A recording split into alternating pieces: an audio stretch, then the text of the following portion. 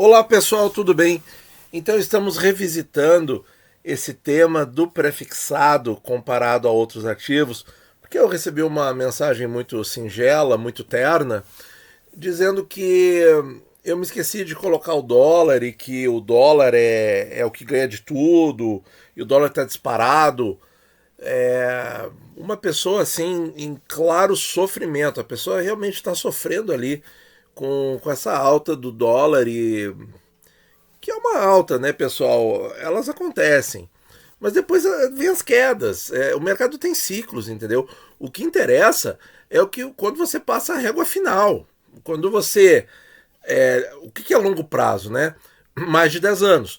Quando você passa uma régua nesses 10 anos, sejam 11, 12, 13, 14, 15, 20, uma hora o investimento vai acabar, ou você vai acabar com o investimento para fazer alguma outra coisa. E é o que interessa é o longo prazo. Então, eu refiz o comparativo, tá? E coloquei o dólar aqui e também dei uma olhada em outros prazos. Bom, nós temos então aqui, agora eu coloquei prefixado a 12,8, porque o Tesouro deu uma quedinha na última sexta-feira, tá? Então eu atualizei nesse sentido.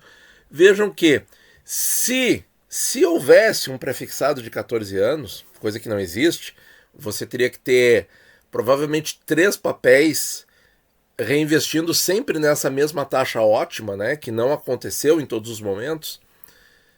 Mesmo assim, a 12,8 ele ganha do IPCA 35. Olha que coisa incrível, né? Se bem que o IPCA 35 está sofrendo muito marcação a mercado hoje em dia, né? Tem o CDI, a inflação, se estivesse, estaria aqui embaixo. Mas e o dólar? Como é que fica o dólar nisso aqui, pessoal? Ora, o dólar fica como ele sempre ficou nos investimentos. Ele perde vergonhosamente, tá?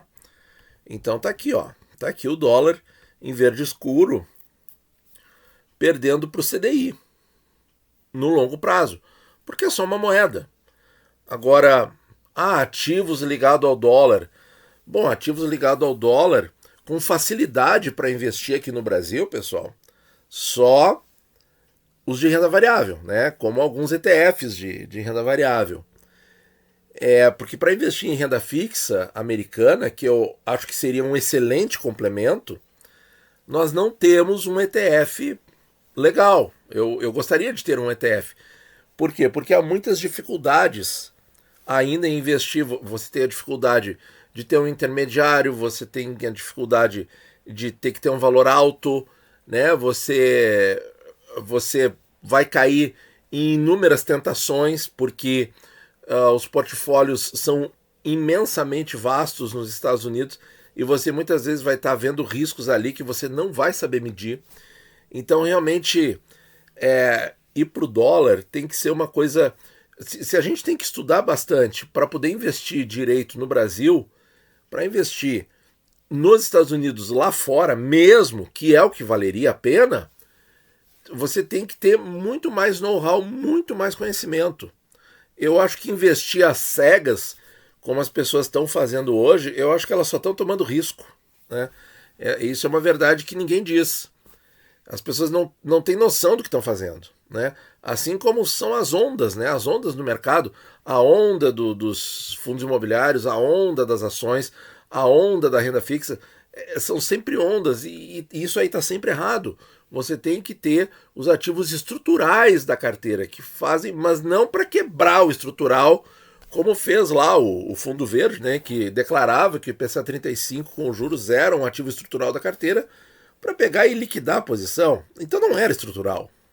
Estrutural de verdade. É um ativo que vai te acompanhar para a vida. Para a vida. Aí sim você vai conseguir ter ganhos consistentes acima do dólar. Tá? Como eu estou mostrando aqui. Tá? Então vamos dar uma olhada assim em outros prazos. Em outros prazos a foto fica completamente diferente. O que a gente está falando aqui é longo prazo. Se a gente pegar 5 anos, a gente tem ainda uma vitória do pré e uma vitória do CDI. Mas vejam que o dólar passa a ganhar do IPCA 35. Por quê? Porque isso aqui, pessoal, ele simula o investimento realizado lá em outubro de 19. Quais eram as taxas em outubro de 19? 4,5 no IPCA 35. 4,5 aqui. Então, por isso, ele está sofrendo uma marcação a mercado brutal. A gente está com 6,6 no título hoje. Então, claro que ele está aquém, porque ele está sofrendo muito da marcação a mercado, mesmo em 5 anos. Em 3 anos, aí a coisa muda. Aí já não é tão horrível assim, porque lá em 21 a taxa estava um pouco mais alta. E olha o que acontece com o dólar, né? Fica lá embaixo, mas mesmo assim o IPCA 35 perde para o CDI e para o prefixado, que aqui está com rendimento linear, diga-se de passagem. Em 2 anos, aí o dólar não perde tanto, mas ainda assim perde. Em 1 ano o dólar ganha, em 6 meses o dólar ganha. Mostrando o que, pessoal? Aqui que a gente tem que interpretar um pouco os dados, não é difícil. Mas está mostrando o quê? Que é uma crise de confiança, por enquanto, de curto prazo. Quanto tempo vai demorar? Não sei. Não sei, mas até que o governo consiga mostrar para o mercado que a dívida vai caminhar para uma recuperação sustentável, para uma relação dívida-PIB sustentável, em que a dívida pare de crescer ad infinitum em relação ao PIB, que é o que está acontecendo hoje. A dívida está crescendo ad infinitum em relação ao produto interno bruto, tá? Então, o que acontece nesses casos? Dólar estressado com outros fatores externos a nós, que nós não temos controle, como, por exemplo, as eleições norte-americanas e as plataformas dos respectivos candidatos. Isso a gente não tem controle, e aí o dólar sobe mesmo. O dólar está mais forte globalmente, com relação, a gente mostrou no outro vídeo, com relação ao DXY, que é uma cesta de moedas fortes. Uma cesta na qual o real não consta, tá? Mas é isso aí, pessoal. Não é só a moeda que tem que ser boa. O investimento tem que ser bom e o seu conhecimento tem que ser bom.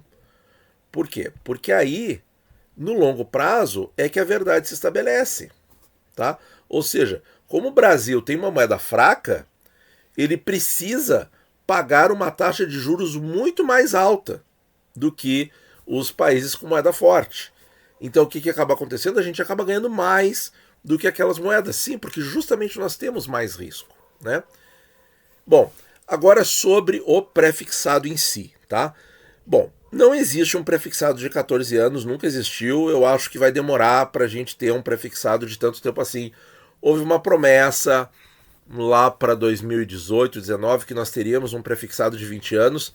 Eu não tinha noção na época como é que seria. Hoje, eu tenho certeza que esse prefixado seria com um pagamento de juros semestrais. Uma pena que foi engavetado, porque seria fantástico um prefixado de 20 anos. Ia ser, assim, um tempero excelente, né, na carteira. Tempero, tá? Então, pessoal, como não existe um prefixado de tanto tempo assim, nós teríamos que quebrar em 3. E, por exemplo, em 3 anos, tá? 21, em 21, não, vamos colocar 5 anos. Lá em 2019, 2020, quanto que os prefixados estavam pagando? 6 a 7% ao ano, total. Total. Então a gente não teria à disposição um investimento a 12,80. Tem que levar isso em consideração. Então, qual é o único jeito da gente resolver essa questão? É usar um índice da Ambima. Um índice da Ambima que pegue o desempenho de todos os prefixados para a gente poder fazer esses comparativos de longuíssimo prazo. E você sabe como é que é o índice, né? Quando um ativo acaba, ele venceu, o Tesouro Prefixado 24, acabou de vencer dia 1º de julho. Tesouro Prefixado principal e com juros vão vencer, 25, vão vencer em 1º de janeiro próximo. Então, quando esses títulos vencem e acabam, eles são repostos por outros que o Tesouro lança. Então, isso vai acontecer, sempre aconteceu. Qual é o índice, pessoal, dos prefixados? IRFM. Tem todos os prefixados e todos os prefixados com juros. E ele está aqui na lista. Está aqui, ó. Coloquei aqui. Opa, não coloquei? Vou colocar agora. Então está aqui a lista. Eu digitei IRFM, tá? Tem IRFM 1+, que é ativos com mais de 1 ano, tá? O IRFM, que é o índice geral, o IRFM P2, tá? Que agora eu tenho que dar uma olhadinha, vamos ver qual é o ativo que ele adressa. é exatamente o que o nome diz, 2 anos, tá? E tem também o IRFM 11, que eu acho que é do Itaú, tá? Não, tem aqui outro. Não, mas isso aqui é fundo. Tem um ETF, eu acho que é do Itaú, tá? Me corrijam se eu estiver errado. Que começou em 2019 com o foco em prefixados. Eu vou colocar aqui, ó, como é mais antigo, o índice IRFM, que é de todos os prefixados, curtos, longos, com e sem juros, tá? Então vamos colocá-lo aqui. Vamos comparar contra o CDI, contra o dólar, contra o Tesouro IPCA 35. Eu acho que eu vou tirar esse pré a 12%. Aqui vamos excluir. E acho que eu vou acrescentar o IPCA aqui, que vai ficar legal. Porque assim, o prefixado, pessoal, o prefixado é um bom investimento. Mas eu penso, atualmente, que o IPCA é melhor, que o Tesouro IPCA é melhor. Então, olha aqui, ó. De 2010 para cá, o Tesouro IPCA 35 ganha de todo mundo. O IRFM fica em segundo lugar, acima do CDI, tá? Depois vem o CDI, depois vem o dólar e depois vem a inflação. O dólar ainda assim, de 2015 para cá, nos protegeu da inflação, tá? Mas assim, pessoal, o dólar é mais uma como moeda, né? É diversificação, pessoal. Não é, não, a gente não pode ficar desesperado. Qual é o único momento aqui que o dólar ganhou de todo mundo? 2015, 2016, quer dizer, uma época ímpar da história brasileira. Nós tivemos impeachment de presidente, etc e tal, né? Mas olha, quem é que ganha bem? O Tesouro IPCA continua lá, glorioso, invicto, vencedor, né? Depois o índice de prefixados, depois CDI, depois o dólar, depois a inflação. Então, pessoal, e janelas diferentes, em alguns momentos o dólar até perde para a inflação.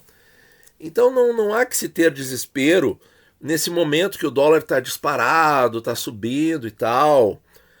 Não precisa nada disso. A pessoa está só demonstrando assim uma insegurança, um medo, né? Que não tem a menor necessidade. Tá? A partir do momento que a gente tem o prazo a nosso favor, e é bom que a gente estabeleça um prazo aí mais ou menos longo, né? Para aproveitar os tesouros IPCAs, eventualmente um temperinho de prefixado, a carteira vai ganhar do dólar com facilidade, tá? Com facilidade. É isso aí que eu queria para encerrar o comparativo, tá? E essa questão aí do dólar, né? Que é uma coisa que está apavorando muitas pessoas e não tem a menor razão de ser, tá? Muito obrigado por ouvir e bons investimentos a todos.